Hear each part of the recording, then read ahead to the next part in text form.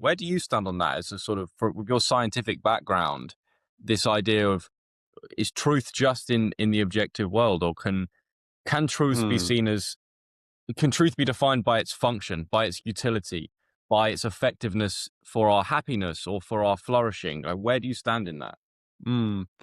Yeah, I think about this a lot, and I hate to be that guy who's just agnostic on everything, but it really just like, I think about it, and it's like, okay, so there's this external world, and I believe in it. Like, I just don't see why you wouldn't. Like, there's an external world, and it's made of physical things, and those things, as far appear to behave independently of my own experience in the world, and so that makes me really think that there is just truth, irrelevant of what I think. That, and so I would call that, what they might say, the capital T truth, objective truth. But then part of me has become so convinced of like the reality of the internal world. And I don't really know like the true nature of it, but it it really feels like it is just different in essence. It's different in quality to all the shit that just like surrounds me. And so, and that has truths of its own that aren't, when I feel hot, the truth of the hotness isn't like, measured in, um, what like brainwave frequency I'm in, and how all, I don't know, 10 billion brainwaves, brain cells are firing. It's like a felt experience. And so that's true. Um, but then is it, yeah. Is that, it's kind of not an objective truth. Like, what I find hot, someone might find like bearable. And so it's not hot for them. Um, and so now we have like two disagreements on the same thing. And I think it's easy to just say like, oh yeah, but we're just, imperfect, organic, biological machines. Of course, we're just going to experience the world differently. But yeah, I guess it just depends on how much you value like that conscious experience. Like, because it might be easy. I think it's easy to disregard it and think like, it doesn't matter. But, all that matters is objective truth. But then it's like the very concept of truth is only relevant in the idea of knowledge, which requires a conscious observer anyway, right? So is it not, do they not sort of need each other? Like, what if there was no one to even have an understanding of what truth means? Like, do you know what I'm saying? Like, what's the point Yeah, of truth? Like, things just happen. Knowledge isn't a thing.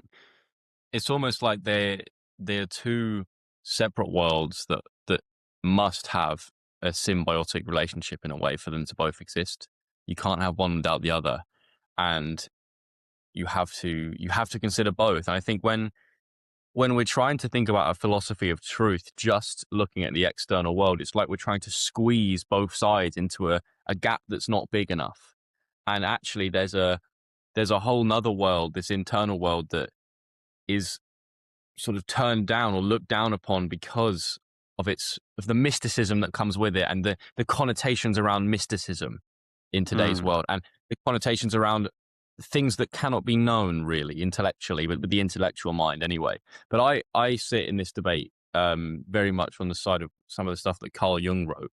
I remember that he had this paragraph that just slapped me in the face when I first read it, where he basically said like the natural sciences have an essential and valid place for studying man's external world, and knowing how it functions and how he can sit within it.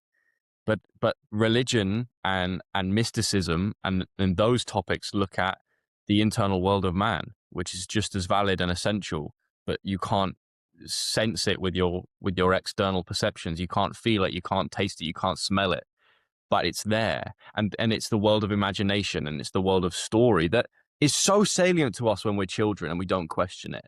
It's so much of Mm. our experience as a child is based on imagination and story and and feeling. The world is so visceral, I think, when you're a kid, because something intellectually hasn't developed yet, and so you're more in that raw internal world in a sense. But somewhere along the line we forget that, but that still is just as prevalent to us if we can tap into it. And I think that's what that's where you're coming from when you use this heating or being hot example. That, you know, the temperature gauge that they might scan on your forehead using that little bit of technology is not the same as the visceral feeling of being hot and needing to, and the relief you feel if you go into a cold room and cool yourself off. It's a different world. You need different metrics to even start thinking about it. So, yeah, what do you think, Jake? I think to try and bring this together, I think we've linked the subjective truth with the individual and the objective with the external world. And to me, the objective truth is truth about human perception. Is where if we did achieve it, it would be where true consciousness would be. And the reason that we can't achieve it is because human senses only kind of allow us so far. And like, even if we did like want to achieve it, I don't know if our perception would take us that way. And so maybe we are like trying to discover it. There's also I like what Descartes says about this a lot, where theoretically there's this he talks about this evil demon that's basically trying to stop us from finding out the objective truth. That there's some level of illusion that we all have, some some level of illusion that that will always kind of be there. And so I think we kind of do live in a world of both objective and subjective truth, which sounds a bit weird because normally people pick like one or the other, which one we live in. But I guess that's where I stand. Zach, have you are you accustomed to cartoon Rick and Morty? Because I want to make a reference to it, but if no one gets it, it just won't make sense. I haven't watched it. I know it, but I'm probably not going to get any reference. All right. There's this. I'll say it for my own pleasure. Then there's this bit where the like crazy scientist granddad character sets up this grid where his grandchildren could go into it and they can experience true level, because they're like arguing. He's basically saying, you know, that like tool that they use that has a little bubble of air to show when something is flat, right? One of the characters was getting really happy that their bubble had landed in the middle. And this like crazy scientist granddad character called Rick was like, that's a stupid instrument. That's not true level. I'll show you true level. And he sets up this like almost holographic grid that people can stand in. And then they experience like the flattest like flattest object they've ever seen in their life, and they just fall into like a seizure. They can't understand it. And that's what I'm thinking about when Jacob goes, you know, if we knew objective truth untainted by perception, we wouldn't be able to comprehend it. Silly reference, but that's what came to mind. Yeah, but I understand what you're saying. But I almost wonder though, like, is it that like we won't be able to comprehend it, or is it just like, I hear this term a bit like a category error? Like it's like by nature, does objective truth not like it has to pass through a subjective filter? Like, it's almost like we're trying to imagine skipping that subjective step, but then there's no one to observe it, and so it just fizzles into nothingness, right? So it's almost like it can't.